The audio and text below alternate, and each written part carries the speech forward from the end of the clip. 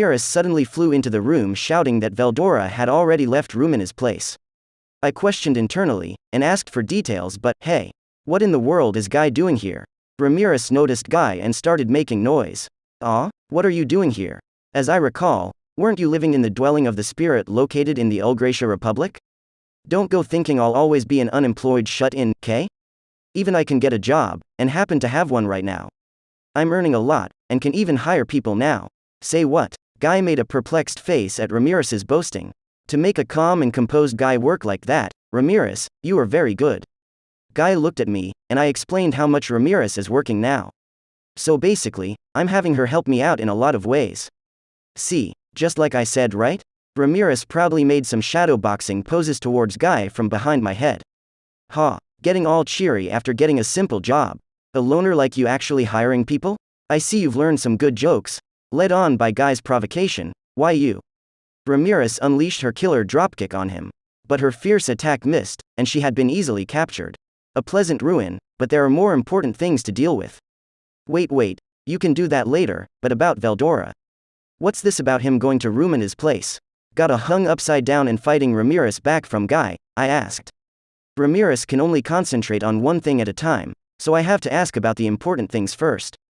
Right. Me and Master were looking at different places, but suddenly, he changed the screen, and got really nervous, and flew out shouting, I'm worried about Rumina's, so I'll go help. I didn't see Rumina's on the screen though, wonder why? As expected, Ramirez's explanation was useless, and the situation remained as vague. The only certainty was the fact that Veldora was on her way to Rumina's. Geez, what a pain, I thought has the boy run away? And I finally came over to see him too. It is a pleasure, Demon Lord Rimuru-sama. My name is Velzard, or, would you be more familiar with, Ice Dragon, Velzard? I am Veldora's elder sister. Veldora's sister? In other words, this beautiful lady is another, true dragon. Hello, I'm Rimuru. Despite this form, I'm an active demon lord. I also introduced myself, and asked Shuna, who guided her, to prepare another serving of tea. Shuna worked with expertise, not losing her composure. No, not only her, everyone who worked in the service did their job with the same certainty regardless of the guest. They became professional. You're terrible, Guy, leaving me behind like that. Sorry. I forgot you are sort of bad at flying. I'm not that bad. Aren't you just too fast? Well, no biggie, right? You knew where I was headed, right? Well, since you were going to call Misery and Hillary anyway, you could have just waited for me too. You were right and all. But you had some good exercise after so long, so it's a win-win. Yes, whatever. Velzard sighed as if giving up, and gracefully placed herself on a chair. Honestly, that Veldora, he didn't have to run away. She complained. I wouldn't expect Veldora to run away, but in retrospect, he didn't want to go to the continent of demons. He made excuses like freezing there or what, and I always thought it was weird because the cold didn't affect him. Hey Guy, are you perhaps living in the cold northern continent? Yeah, it's a frigid place known as the continent of eternal ice. Why? Because I don't suppress my magic there, that unbearably cold place has now become an environment completely hostile to life. I see. I'm convinced now. I'm positive that Veldora can't handle his sister Velzard. He happened to notice Velzard through the surveillance magic, and made a straight line for elsewhere.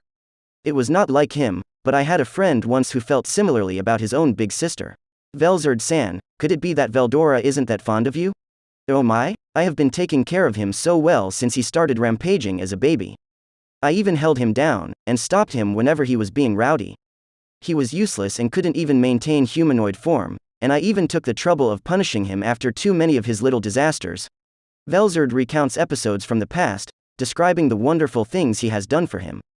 The reason has now become clear. Judging from the story, against Veldora's action-oriented force, Velzard's binding-oriented force is extremely effective. In other words, natural enemies.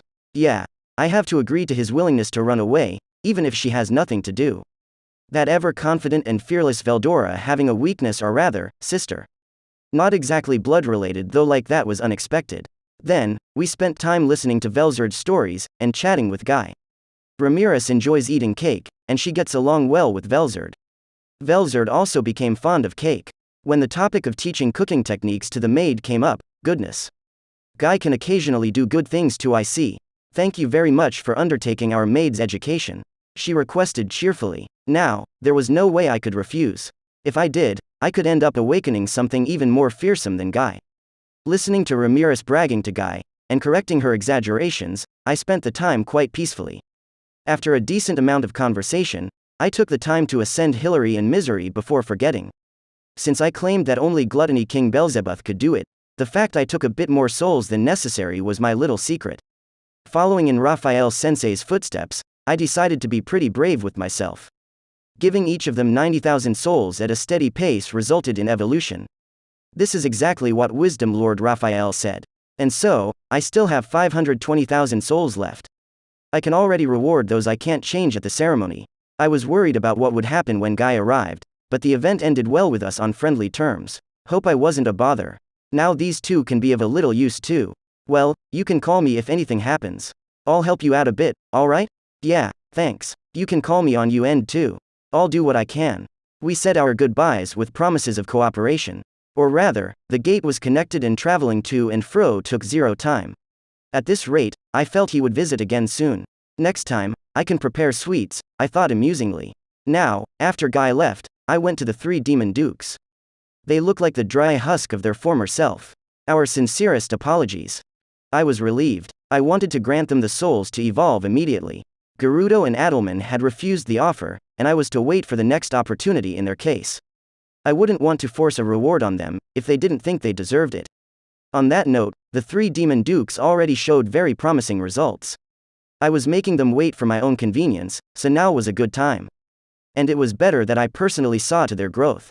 With that, their evolutions resulted in them becoming Devil Lords. The same result as Misery and Hillary. It's a bit troubling, but they had attained the highest rank in the demon aristocratic classes. The effects of their evolution propagated to the archdemons, and evolved them to demon dukes. Among the rest of the 600 demons, some became archdemons which were on par with Night class, but the rest remained greater demons.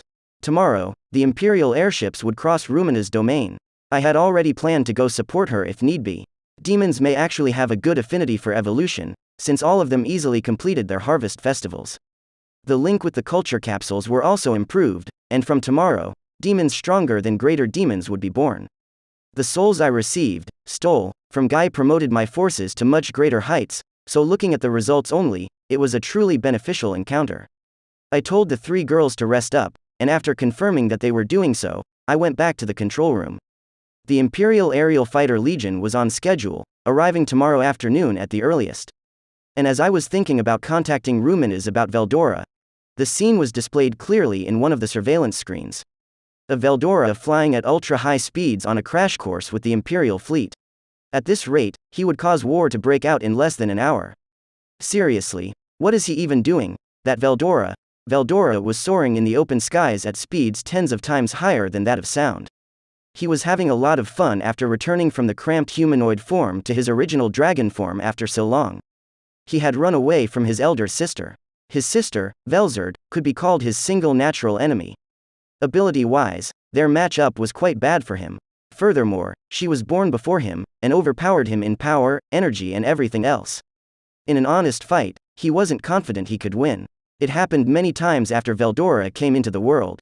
He challenged her, but was beaten instead every time. Velzard's eternal world was an impregnable defense that also served to seal all of Veldora's movements.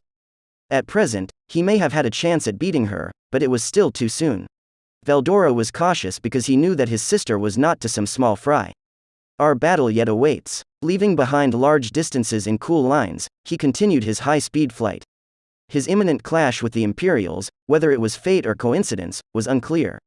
But as if playing a tasteless joke, fate had it that one of those airships was carrying the scorched dragon, Velgrand. After thousands of years, a fierce battle would result from the encounter of these 2 true dragons.